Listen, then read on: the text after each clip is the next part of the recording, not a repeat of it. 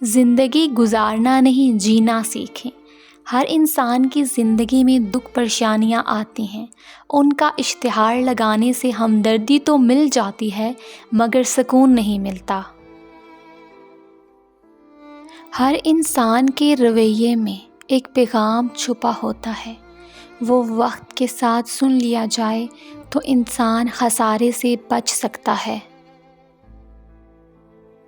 کسی اپنے سے بچھڑنے کا غم کیا ہوتا ہے یہ وہی جانتا ہے جو اس درد سے گزرا ہو۔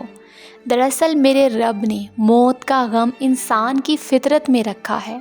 یوں غم یاد میں اور تکلیف مرنے والے کے لیے دعا میں بدل جاتی ہے۔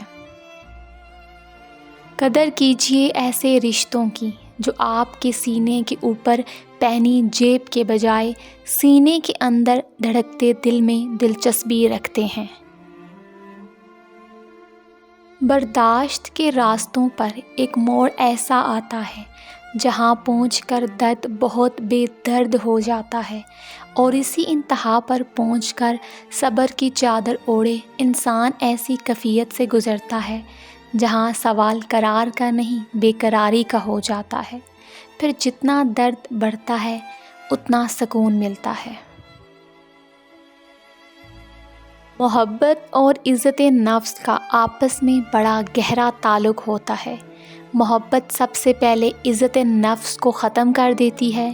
یا بندہ محبت کر لے یا پھر اپنی عزت، ہاتھ کی مٹھی میں یہ دونوں چیزیں اکٹھی نہیں آ سکتی۔ رسول اللہ صلی اللہ علیہ وسلم نے فرمایا، جب اللہ تعالیٰ کسی بندے کی روح کسی علاقے میں قبض کرنا چاہے تو اس علاقے میں اس کے لیے کوئی ضرورت پیدا کر دیتا ہے۔